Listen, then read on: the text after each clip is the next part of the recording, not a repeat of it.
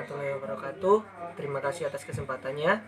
Jadi, kami dari kelompok 3 akan mempresentasikan hasil laporan UMKM Toko Spray Limajaya.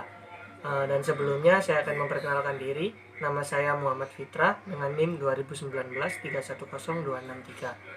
Perkenalkan, nama saya Afrisa Dewi Esa Fitri dengan NIM 2019 310335. Nama saya Yulia Tigalinasya Fitri, NIM 2019 310360. Saya Devi Ramadhani Soekartaji dengan NIM 2019 310365. Di sini kami mencatat laporan keuangan toko UMKM Spray Limajaya. Toko ini dikelola oleh Ibu Nurhayati. Alamat toko berlokasi di DTC Darmo Trade Center, Surabaya, lantai dasar atas, Blok B. Sejarah toko diperkirakan berdiri sejak tahun 2013. Kebijakan akuntansi. Jadi, dalam penyusunan laporan keuangan kali ini, kami menggunakan beberapa kebijakan akuntansi. Kebijakan akuntansi yang pertama yaitu jurnal. Di sini kami menggunakan jurnal umum karena menurut kami metode jurnal umum merupakan jurnal yang mudah untuk mencatat transaksi-transaksi toko ini. Lalu kebijakan kedua yaitu dalam metode pencatatan persediaan, kami menggunakan metode perpetual yang memungkinkan untuk mengetahui jumlah persediaan secara aktual. Lalu dalam metode perhitungan persediaan akhir, kami menggunakan sistem metode FIFO karena metode FIFO ini merupakan metode yang mencatat penilaian persediaan di mana barang yang pertama kali masuk akan dijual terlebih dahulu. Lalu, dalam menghitung depresiasi, kami menggunakan metode garis lurus karena metode ini menggunakan prinsip adanya biaya pemeliharaan dan perbaikan di dalam setiap masa periode. Di sini saya akan menjelaskan tentang siklus akuntansi yang kami pakai seperti yang ada pada slide. Yang pertama adalah bukti transaksi, lalu jurnal umum, lalu memposting pada buku besar, lalu jurnal penyesuaian, neraca saldo setelah disesuaikan, menyusun laporan keuangan yaitu laporan laba rugi, laporan ekuitas pemilik, laporan posisi keuangan. Lalu pada jurnal neraca lajur, jurnal penutup, dan yang terakhir adalah neraca setelah penutup. Untuk yang pertama yaitu bukti transaksi, kita langsung saja pada jurnal umumnya untuk dibahas. Untuk transaksi pertama yaitu pada tanggal 2, membayar gaji karyawan secara tunai sebesar 5 juta rupiah. Untuk jurnalnya adalah beban gaji dan upah pada kas sebesar 5 juta rupiah. Lalu selanjutnya yaitu barang terjual secara kredit kepada toko sana sebesar 2.200.000 rupiah dengan termin 10/10 N/20, biaya angkut 50.000 rupiah, FOB destination. Jurnalnya adalah piutang pada penjualan sebesar 2.200.000 rupiah, HPP pada persediaan sebesar 1.575.000 rupiah, dan untuk pencatatan beban transport yaitu beban transport pada kas sebesar 50.000 rupiah. Selanjutnya yaitu transaksi pada tanggal 3, diterima kembali barang karena rusak sebesar 200.000 rupiah, 220.000 rupiah. Jurnalnya adalah retur penjualan pada piutang sebesar 220.000 rupiah, persediaan pada HPP sebesar 170.000 rupiah. Selanjutnya pada tanggal 4, menerima pelunasan dari toko abadi sebesar 3.400.000 rupiah. Jurnalnya adalah kas pada piutang sebesar 3.400.000 rupiah. Lalu untuk tanggal 6 yaitu membayar listrik secara tunai sebesar 100.000 rupiah. Jurnalnya adalah beban utilitas pada kas sebesar 100.000 rupiah. Untuk tanggal selanjutnya yaitu tanggal 7, menjual barang secara tunai sebesar 900.000 rupiah. Untuk jurnalnya adalah kas pada penjualan, HPP pada persediaan sebesar Rp900.000 dan Rp675.000. Selanjutnya yaitu pada tanggal 9, membayar iuran kebersihan dan keamanan lingkungan sebesar Rp50.000 dicatat sebagai beban lain-lain pada kas sebesar Rp50.000. Untuk pada tanggal 10, melunasi utang pada toko agung sebesar Rp4.750.000. Jurnalnya adalah utang dagang pada kas sebesar Rp4.750.000. Selanjutnya pada tanggal 12, yaitu menerima pelunasan dari toko sana transaksi pada tanggal 2. Karena pada tanggal pelunasan yaitu masih dalam waktu diskon dan juga terdapat teratur penjualan sebesar Rp220.000. Jadi total piutangnya adalah Rp1.980.000. Lalu untuk jurnalnya yaitu kas potongan pada piutang. Untuk kasnya sebesar Rp1.782.000 dan potongannya Rp198.000. Untuk tanggal selanjutnya yaitu pada tanggal 13, membeli barang ke Sumber Spray Store sebesar Rp2.040.000 dengan termin 2/10 N/30. Jurnalnya adalah persediaan pada utang sebesar Rp2.040.000. Ya, jadi saya akan melanjutkan penjelasan dari teman saya terkait transaksi dan jurnal umum. Pada tanggal 14 dijual barang ke Bu Ratna sebesar Rp8.875.000, dibayar tunai 5 juta, sisanya dibayar minggu depan. Dan jurnalnya kas piutang dagang pada penjualan dengan kas sebesar 5 juta, piutang dagang sebesar Rp3.875.000 diperoleh dari Rp8.875.000 dikurangi 5 juta, lalu penjualan sebesar Rp8.875.000. Lalu ada jurnal HPP pada persediaan barang dagang sebesar Rp6.625.000. Lalu pada tanggal 16 diterima pelunasan hutang dari Bu Laila sebesar Rp330.000. Jurnalnya kas pada piutang sebesar Rp330.000. Lalu pada tanggal 18 diterima penjualan tunai sebesar Rp210.000. Jurnalnya kas pada penjualan sebesar Rp210.000. Lalu HPP pada persediaan sebesar Rp135.000. Lalu pada tanggal 21 menerima pelunasan hutang dari Bu Ratna transaksi tanggal 14 sebesar Rp3.875.000. Jadi pada tanggal 21 jurnalnya kas pada piutang dagang sebesar Rp3.875.000. Lalu pada tanggal 21 lagi ada transaksi membayar hutang yang telah jatuh tempo ke Sumber Spray Store sebesar Rp6.850.000. Dan jurnalnya utang dagang pada kas sebesar Rp6.850.000. Lalu pada tanggal 23 menjual barang ke Pak Budi sebesar Rp1.790.000 dengan termin 2/10 N/20. Jurnalnya piutang dagang pada penjualan sebesar Rp1.790.000. Lalu HPP pada persediaan sebesar Rp1.340.000. Pada tanggal 25 dibeli barang dari Sumber Spray Store sebesar Rp5.665.000 dengan termin 2/10 N/30.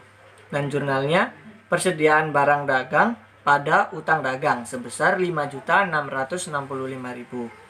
Lalu pada tanggal 26 menerima pelunasan hutang dari Pak Ahmad sebesar Rp200.000 dan jurnalnya kas pada piutang dagang sebesar Rp200.000. Lalu pada tanggal 28 mengembalikan barang yang telah dibeli ke Sumber Spray Store karena cacat sebesar Rp205.000. Jurnalnya utang dagang pada persediaan barang dagang sebesar Rp205.000. Lalu pada tanggal 29 menerima penjualan tunai sebesar Rp515.000.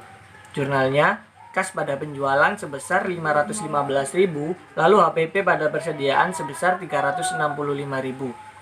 Jadi setelah pada jurnal umum sudah semua, di total antara debit dan kreditnya jumlahnya sebesar Rp60.090.000 di sisi debit dan Rp60.090.000 di sisi kredit.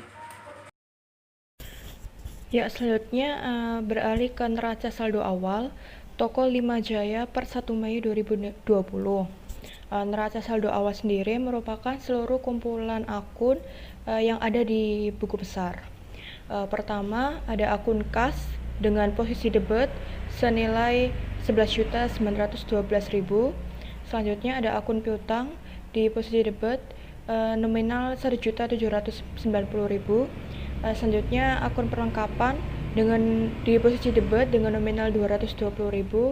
Selanjutnya ada akun persediaan barang dagang di posisi debit senilai 14.655.000. Selanjutnya ada akun sewa dibayar di muka dengan nominal 10 juta. Selanjutnya ada akun kendaraan di posisi debit dengan nominal 18.500.000. Selanjutnya ada akumulasi depresiasi kendaraan di posisi kredit dengan nominal 12.300.000. Selanjutnya ada akun peralatan di posisi debit dengan nominal 12.300.000. Selanjutnya ada akun akumulasi depresiasi peralatan di posisi kredit dengan nominal 1.200.000. Selanjutnya ada akun utang dagang di posisi kredit juga dengan nominal 7.500.000. Selanjutnya ada utang wesel di posisi kredit dengan nominal 6.250.000. Ya, selanjutnya ada akun utang bunga dengan nominal 0.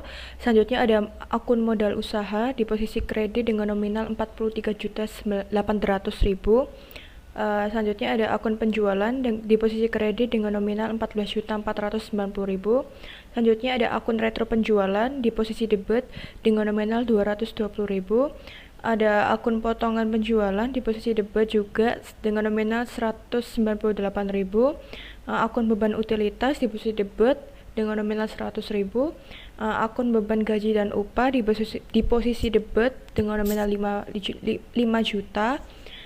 Akun HP penjualan di posisi debit dengan nominal 10.545.000.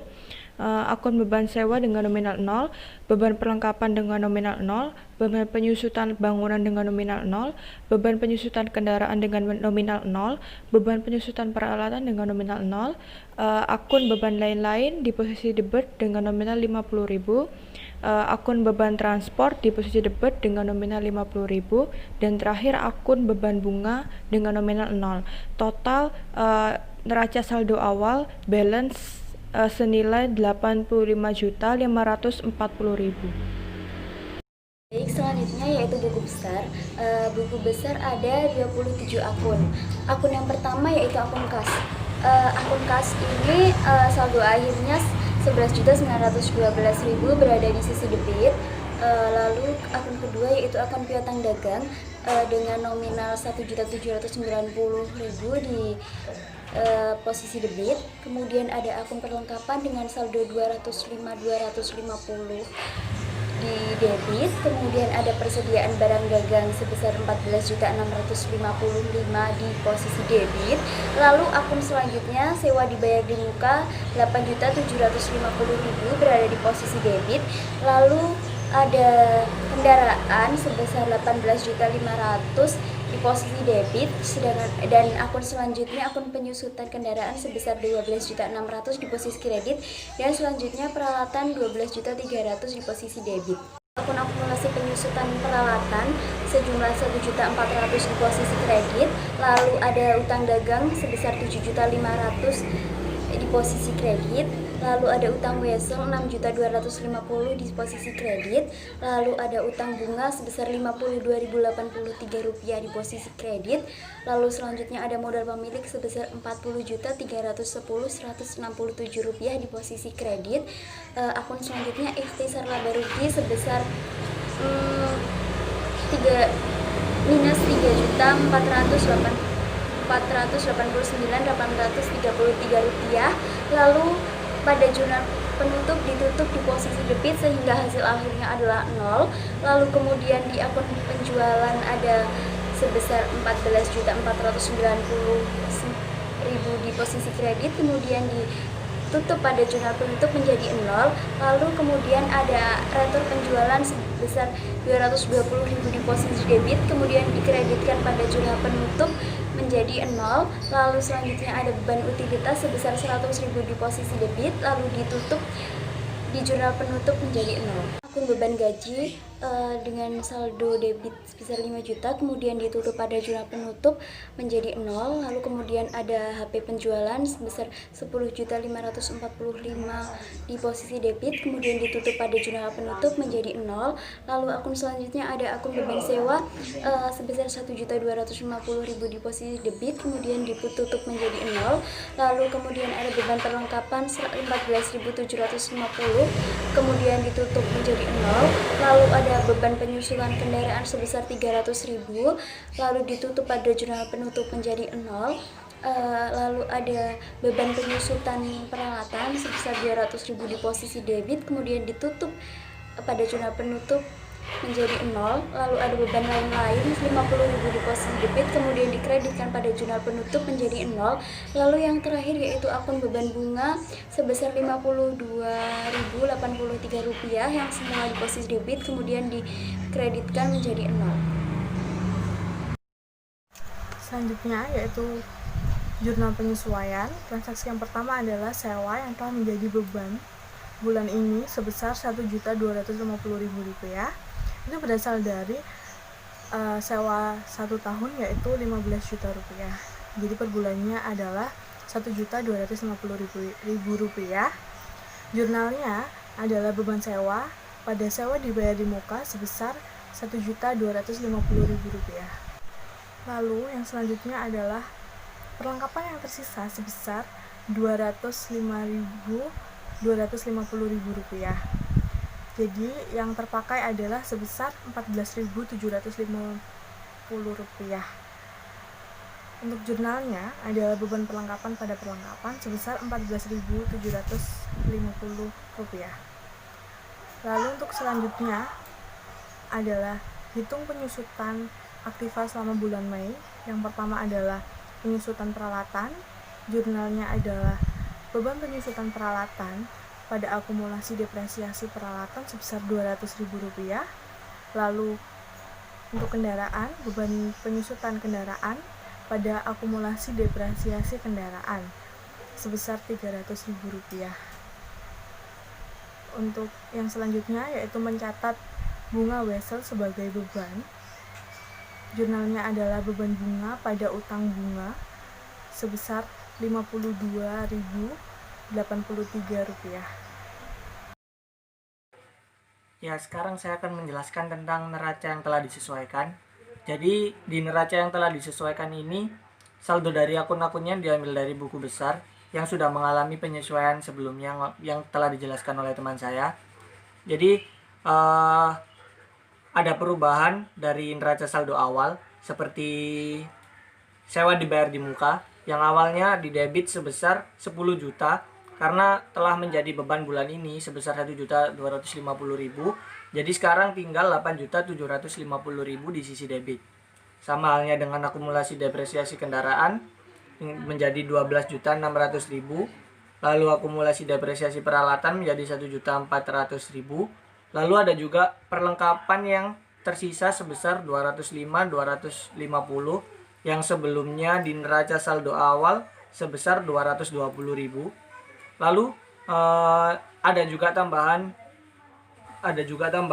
saldo dari beban bunga yang awalnya 0 menjadi 52.083. Jadi akun-akunnya tetap, cuman ada beberapa penyesuaian. Jadi akun-akun pada neraca saldo yang telah disesuaikan ini hasil dari penyesuaian yang telah dijelaskan oleh teman saya tadi. Dan jika sudah semua, kita jumlah semuanya ketemu 86.092.083 di debit dan kredit sama 86.092.083. Ya, selanjutnya beralih ke laporan laba rugi Toko 5 Jaya untuk periode yang berakhir pada tanggal 31 Mei. Laporan laba rugi sendiri merupakan penjabaran dari akun pendapatan serta beban dari suatu perusahaan.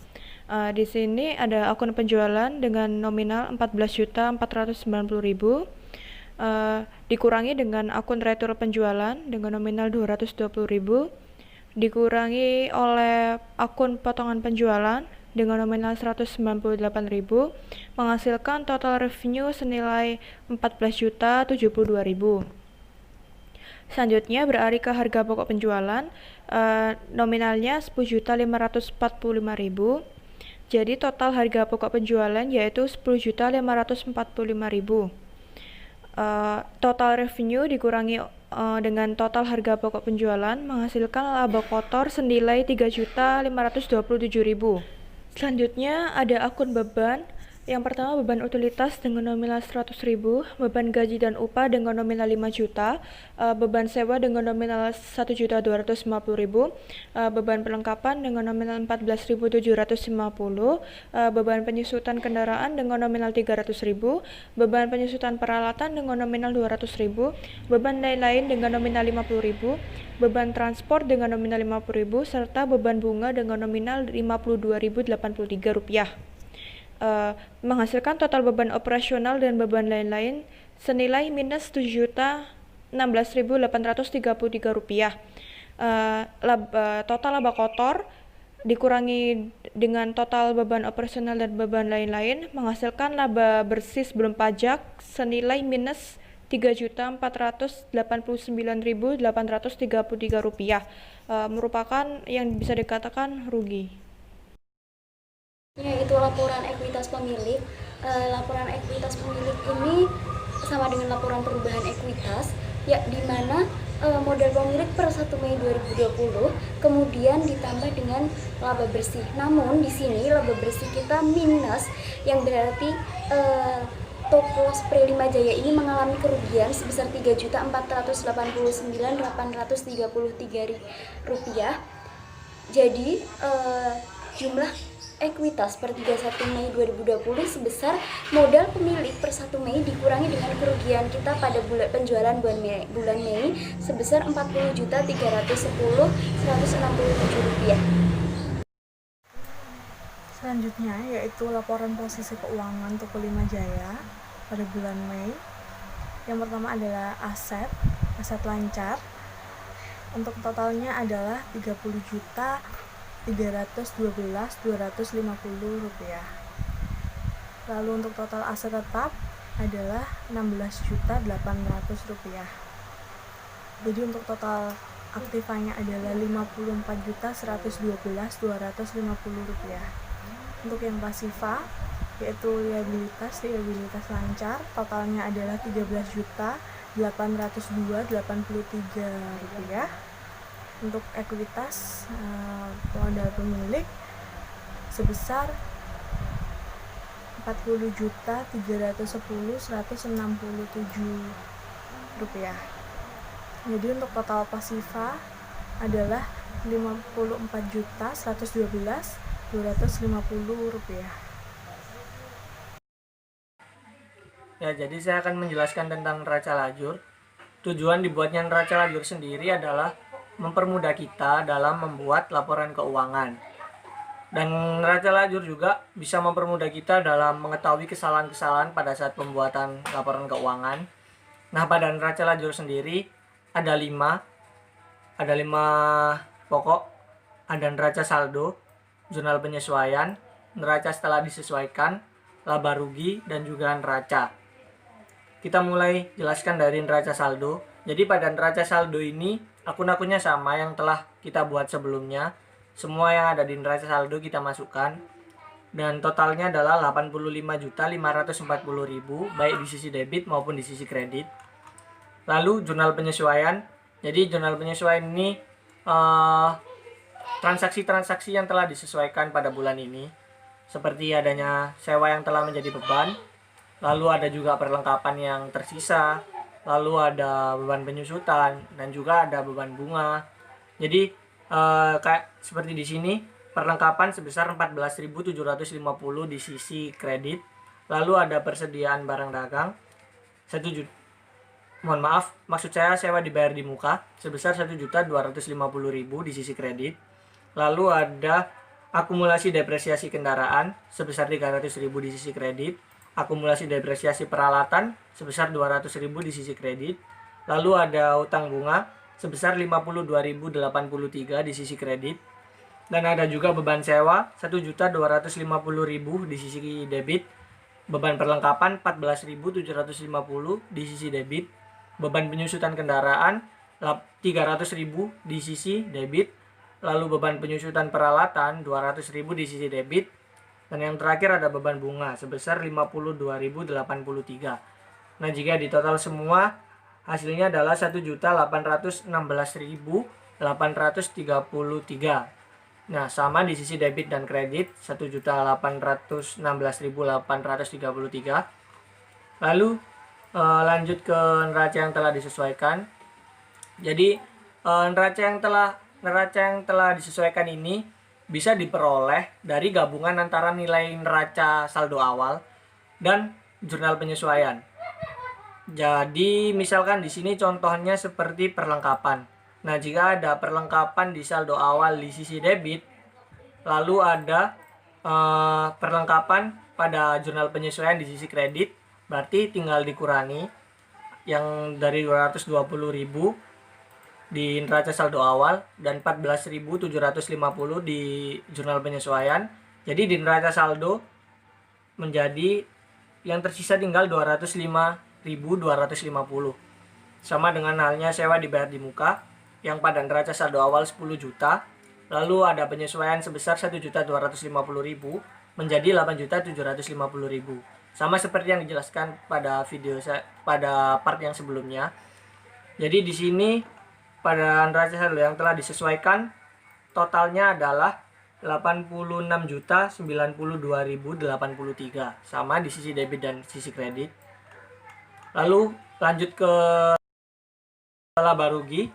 Nah, pada kolom laba rugi ini hanya berisi akun-akun nominal seperti pendapatan dan beban-beban. Nah, dan di sini kita bisa melihat perusahaan itu mengalami laba atau rugi.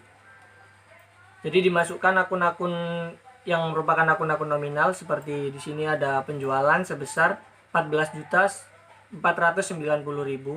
Lalu ada juga retur penjualan sebesar 220.000, lalu ada potongan penjualan 198.000, dan ada beban-beban semuanya dimasukkan, dan totalnya adalah pada sisi debit 17.979.833 dan pada sisi kredit sebesar 14.490.000. Nah, jadi di sini kan sisi debitnya lebih besar daripada sisi kredit, sedangkan pendapatan itu masuk di sisi kredit. Jadi perusahaan di sini mengalami rugi sebesar 3.489.833. Nah, yang terakhir adalah neraca. Nah, pada kolom neraca ini hanya berisikan akun-akun real seperti utang, modal, harta. Nah, jadi setelah dimasukkan semua akun-akun real, kita bisa lihat di sini totalnya adalah di sisi debit sebesar 68.112.250 dan di sisi kredit sebesar 71.602.83. Nah, jadi di sini bisa kita lihat selisih yang ada di neraca juga sama sebesar 3.489.833, sama seperti yang ada di laba rugi tadi, selisihnya 3.489.833. Jadi dari sini kita bisa melihat apakah laporan yang kita buat sudah benar. Dan jika selisihnya dari kolom laba rugi dan kolom neraca sama, bisa dipastikan kemungkinan besar yang laporan yang telah kita buat hasilnya benar. Seperti itu. Beralih ke jurnal penutup Toko Limajaya per 31 Mei 2020. Jurnal penutup sendiri menutup akun penjualan, akun HPP, akun beban, serta akun modal. Yang pertama ada penjualan. Pada retur penjualan, potongan penjualan, dan ikhtisar laba rugi, balance-nya nominalnya 14.490.000. Itu menutup akun penjualan. Selanjutnya ada ikhtisar laba rugi pada harga pokok penjualan. dengan balance 10.545.000 menutup akun HPP. Selanjutnya ada ikhtisar laba rugi pada beban sewa, beban pelengkapan, beban utilitas, beban gaji dan upah, beban penyusutan kendaraan, beban penyusutan peralatan, beban lain-lain, beban transport, dan beban bunga dengan balance Rp7.016.833 menutup akun beban. Yang terakhir ada ikhtisar laba rugi pada modal usaha dengan nominal minus Rp3.489.833 menutup akun modal. Total jurnal penutup saldonya balance Rp28.562.000. Yaitu neraca setelah penutup. Neraca setelah penutup ini sama dengan akun-akun yang ada di buku besar, namun kecuali dengan akun-akun yang telah ditutup pada jurnal penutup. Akun-akun yang telah ditutup pada jurnal penutup itu kita telah menutup modal, menutup beban-beban, menutup HPP, dan menutup akun penjualan. Nah, selain akun yang berkaitan dengan 4 ini akan dimasukkan ke neraca setelah ditutup, yang kemudian menghasilkan balance antara kredit dan debit sebesar Rp68.112.250. Kesimpulannya adalah untuk toko 5 Jaya milik Bu Nur ini termasuk ke dalam usaha kecil karena memiliki aset lebih dari Rp50 juta. Lalu berdasarkan hasil perhitungan akuntansi dalam periode bulan Mei ini mendapatkan rugi sebesar Rp3.489.833 dan modal sebesar Rp40.310.167. Untuk sarannya, yang pertama adalah melakukan pencatatan laporan keuangan di setiap bulannya agar lebih mengetahui transaksi yang terjadi. Lalu melakukan penjualan online agar pendapatan lebih meningkat. Dan yang terakhir adalah melakukan promosi melalui media sosial sebagai strategi pemasaran.